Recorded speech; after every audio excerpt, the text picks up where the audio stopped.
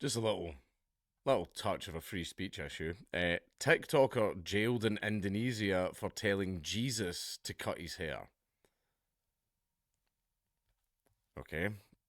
Uh, an Indonesian TikToker has been sentenced to almost 3 years in prison after reportedly talking to a picture of Jesus on her phone and telling him to get a haircut.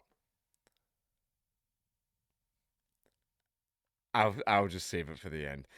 Ratu Thalisa, a Muslim transgender woman with more than 442,000 TikTok followers, had been on a live stream and was responding to a comment that told her to cut her hair to look more like a man.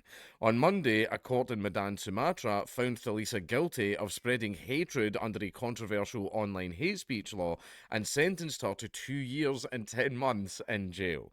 The court said her comments could disrupt public order and religious harmony in society and charged her with committing blasphemy. The court ruling came after multiple Christian groups filed police complaints against Miss Thalisa for blasphemy. The sentence has been condemned by human rights groups, including Amnesty International. Oh, wow. Turns out Amnesty International do reach out to people who offend certain religions. How about that? Who described it as a shocking attack on Ratu Thalisa's freedom of expression and called for it to be quashed. Well, Amnesty International, you do care about freedom of expression, yet you told me to go and fuck myself when I reached out to you for help. How about that? The Indonesian authorities should not use the country's electronic information and transactions law to punish people for comments made on social media. I agree. People should not be punished for comments they make on social media, yet they are. Amnesty International, also, when it came to the Southport people, Amnesty International did nothing. Amnesty International's Indonesia Executive Director, Usman Hamid, said in a statement. While Indonesia should prohibit the advocacy of religious hatred that constitutes incitement to discrimination, not even incitement to violence, incitement to discrimination, hostility, or violence, Ratu Thalisa's Speech Act does not reach that threshold. Mr. Hamid called on Indonesian authorities to overturn Ms. Thalisa's conviction and ensure her immediate release from custody.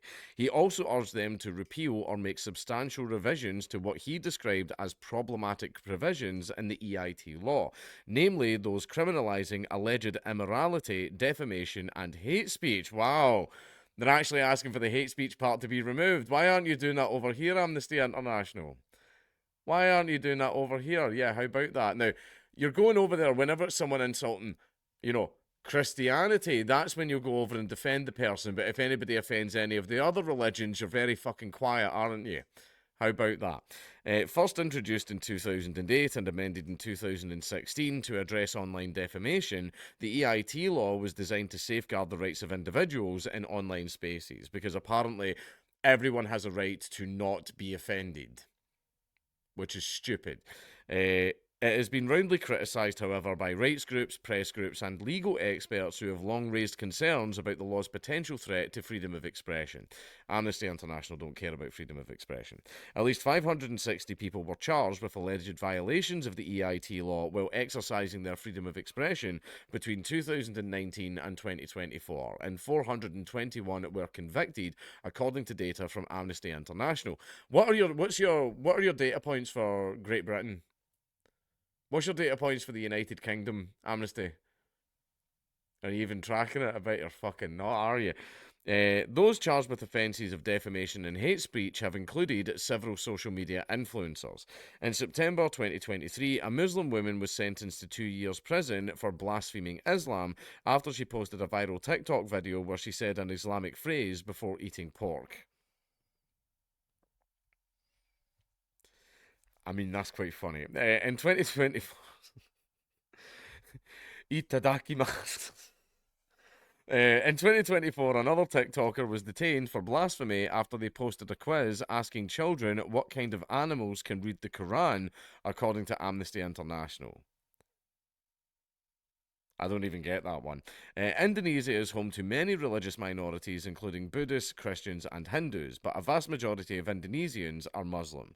And most cases of people found in violation of the EIT law have typically related to religious minorities allegedly insulting Islam. Is Amnesty International fighting their cases?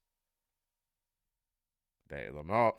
Miss Lisa's case, where a Muslim woman is accused of invoking hate speech against Christianity, is less common. And funnily enough, this is the first one I hear Amnesty International speaking up about. How about that? Prosecutors previously demanded that she receive a sentence of more than 4 years and immediately appealed against Monday's verdict. Miss Lisa was given 7 days to appeal. Now, basically, this is this woman's free speech being violated, right? That goes for the woman that ate the pork sausage and the other person that made the weird comment about animals reading the Quran. Maybe it's a cultural joke. I don't get it. I don't even know where they were going with that one.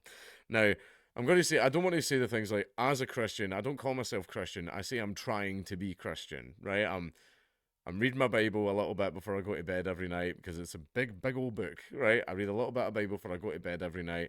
I go to divine liturgy. I pray and everything, but however, I've been doing that for a few months. It's not a case of pray a couple of times, read a bit of scripture, and go to divine liturgy a few times, say the Jesus prayer once or twice. I mean, it's actually a lot more than that because Orthodox, and then bang, bang, boom, that's it. You're a Christian. I haven't checked, but I'm pretty certain that's not how it works, right? I'm pretty sure a lot more work goes into it than that, right? So whenever anybody asks if I'm Christian, I say I'm trying to be, right? But even like as someone that's trying to be a Christian, I'm not offended by this as a basic bitch comment. Like, Jesus should get a haircut. Christianity destroyed. Like, I don't get it. It just sounds like a silly little comment. I don't understand. Like, I can't even if I was trying my hardest, I can't find the offense in this. And apparently that's worth like nearly 3 years in prison.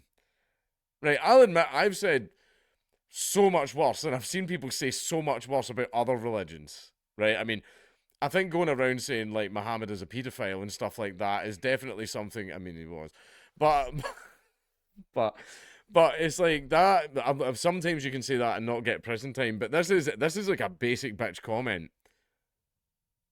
Like, this isn't that offensive. Jesus get a haircut. I don't know what haircut Jesus would get. Maybe a bowl cut like Oliver Tree. I mean, maybe that would work. Or maybe what are you going to do if Jesus came in with a short back and sides, right, all slicked back, the buddy Christ, like that thing, right? What like I'd like it's just as far as like religious hatred goes, this is probably the tamest one that I have ever seen. Right, and I'm an expert in religious hatred. I do it all the time. I did it this morning. Right, I did a religious hatred this morning on the way to work.